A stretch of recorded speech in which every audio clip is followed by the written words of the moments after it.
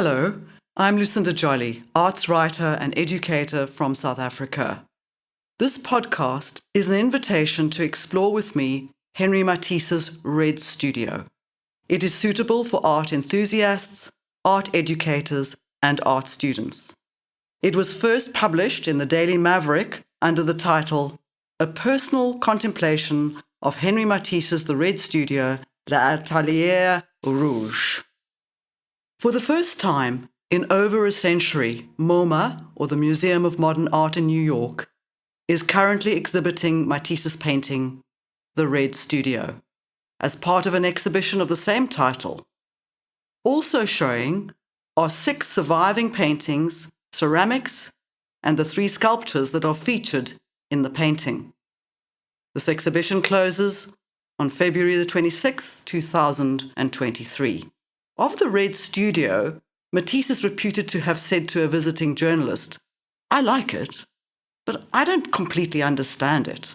I like it, but I don't know why I precisely painted it this way." Although Matisse felt that his words could describe a painting, it wasn't a painting. Nevertheless, his comment on the Red Studio is important for 2 reasons. Firstly, it indicates that the more cerebral part of the artist's mind hadn't quite caught up with the instinct and intuition that generated this threshold painting. It's also a recognition of how the artist worked. He followed his inner feelings and had no connection with academia, and he considered the intellectual aspect of his work secondary and not very evident in his paintings. Secondly, his comments on the Red Studio provide a vital key into understanding this painting in the now overused terms quantum leap and paradigm shift. At this stage, I feel it's only fair to point out that sadly I've not seen this work in the flesh, but I felt its vital charge across the ethers of time and distance, and I am, in the words of the activist writer and preacher James Baldwin, driven to respond to its siren call and go the way my blood beats. This then is my response, my projection, my reflections on its red pulse, its cry to new life. It's such a visceral work, and so we connect with it physically through the body.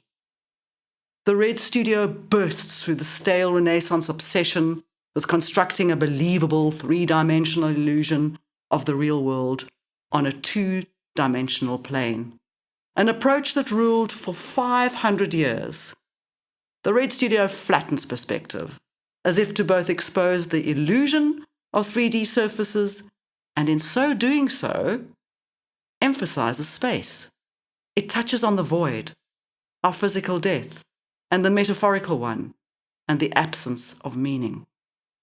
The painting evokes a deeper, less defined, less accessible, less comfortable reality, one which is closer to the shifting reality associated with quantum physics, even if this was not the purpose of the painting. Once ranked as one of 5 most important works of art by art experts, the Red Studio was painted in 1911. It was painted after a visit to Spain, where Matisse came into contact with the traditional non-representational art of Islam. It is part of the picturesque suite, along with the Pink Studio, the family portrait, and still life with aubergines. So-called picturesque suite for their Middle Eastern decorativeness. These paintings were termed symphonic interiors by the American historian Alfred Barr and the first director of MoMA. 1911 was the year when the British physicist Ernest Rutherford discovered the structure of an atom. Roald Amundsen was the first man to reach the South Pole, and the Mexican Revolution took place. And in the art world, Leonardo da Vinci's Mona Lisa was stolen from the Louvre Museum. Maybe it has no significance, but I find it interesting that the Red Studio should be exhibited in this particular year, over 111 years later. On the most fundamental level, the painting concerns the artist's studio in Issy-les-Moulineaux, a suburb in Paris. It's a biggish painting, 6 by 7 feet. Think the average height of a basketball player, with a very big red presence. It took 4 mature men to handle it for the exhibition. But the red studio was not red to begin with, but rather a grey-blue, closer to the colour of the artist's studio white walls, whose ghostly presences still haunt in the fine, ragged outlines barely delineating the architecture and objects of his studio. In the same way that he was unclear as to why he painted the red studio, Matisse is reputed to have said, "Where I got the colour red, to be sure, I don't know." The plan was to sell the red studio to the wealthy collector of much of Matisse's work, Sergei Shukin. Matisse sent the collector a small, pale, preparatory watercolour, which was rejected by the collector, who justified his rejection by saying he preferred the painter's figure work. The delicate pink sketch gave no hint of the blast of Venetian red to come. While the colour red is often associated with intensity and density of tooth and claw, Venetian red or ferric oxide belongs to the hematite or bloodstone family, and it's an opaque pigment popular with the Renaissance and later masters who mixed it with white for the flesh tones. The result is that while painting certainly invokes the intensity of the red, it has more play in its stain-like quality than if it were a solid red. Colour of this intensity should wipe out all structure, but in fact, in this painting, it actually draws attention to it. An inventory of the studio is featured in the painting, and that would be a collection of inanimate, everyday objects and one organic one. But this is only the base level. What we're really looking at is a self-portrait in studio form. There is a seamless, apparently effortlessness in the work, which is typical of much of Matisse's work, and refers to his idea that art should be a comfortable armchair. Yet, at the time of its completion, it was seen as anything but a comfortable armchair. It was either ignored or dissed. Something in these attitudes suggests a profound discomfort, the threat of the new, ushering in the terror of the unknown. The red studio has all the magnificence, terrifying beauty, awe, and sublimity associated with the Romantic movement.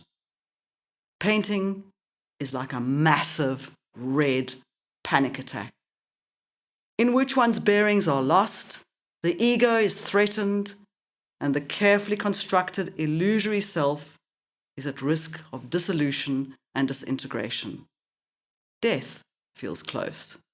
It shakes up the old surface reality and ushers in a new reality, closer to particle and wave theory, the superpositionality of quantum physics, where one thing can be another at the same time.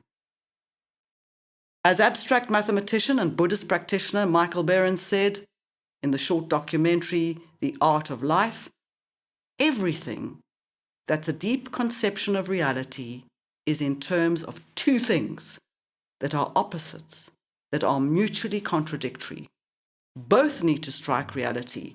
You need both of them to describe reality. Deborah Poynton, a painter who seduces with her intricate jewel-like surfaces, carriers of the absurd and meaninglessness of the human condition, describes how the moment there is a single brushstroke on the canvas, the white canvas becomes an infinite space. In the Red Studio's case, the flat red surface and the three-dimensionality of the grey outlines of the object operate simultaneously. The red flatness is emphasized by the outlined object, and in turn, The suggested dimensionality of the objects is emphasized by the red flatness, both at the same time. Matisse's instinctual leap has conjured up a deeper, more profound reality. Many regard a genius as being ahead of their time, but rather it is that they are absolutely of their time, and more importantly, that they're able to express it. This, then, is the genius of the Red Studio. Intuitively and instinctively, Matisse has his paintbrush on the pulse of space and time.